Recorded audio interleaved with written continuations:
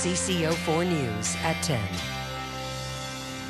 There are thousands of doctors in Minnesota, but only 600 make the cut in a recent issue of Minneapolis-St. Paul magazine. It is time for the magazine's Top Doctors issue, released about every 18 months. Tonight, Bill Hudson tells us how they pick the top docs and what it means to their practice. Maybe Santa will have to come a few days early. Dr. Charles Crutchfield III is happy and proud to be named a top doc in the current issue of Minneapolis-St. Paul magazine. It carries a lot of clout. A lot of people look at that issue, they save the issue, and they kind of pick who they're going to go see. But he says the list is not complete. There is someone who deserves to be on it, but isn't. My father, and he should be on the list. He's delivered 10,000 kids in St. Paul, and if you've ever talked to anybody, they say what a great doctor is. The Crutchfields are one of the most celebrated medical families in Minnesota. His mother, the first African-American woman to graduate from the U of M's medical school. His father, a renowned OB-GYN.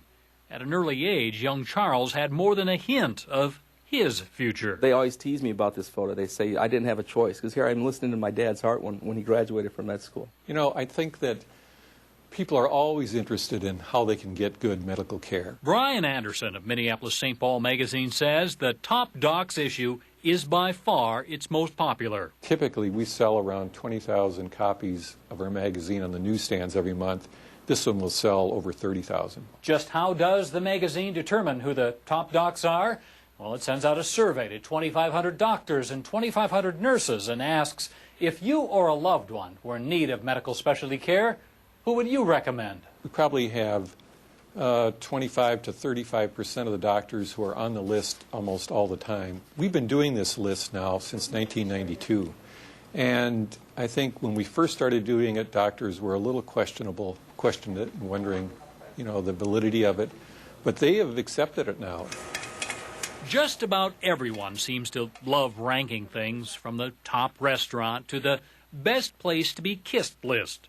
It's the Stone Arch Bridge in St. Anthony Falls. This at least gives you a starting point. Anderson says the toughest job is deciding who to put on the cover.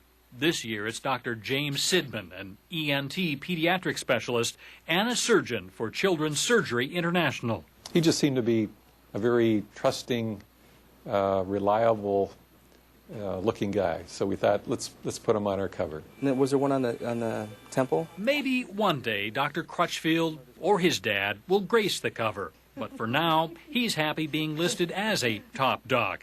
Well, not that long ago, he wanted to be a Top Gun. When I was in college, I saw the movie Top Gun. And I thought, oh, that's what I want to do. I want to fly one of those big jets around. Who doesn't? Yeah.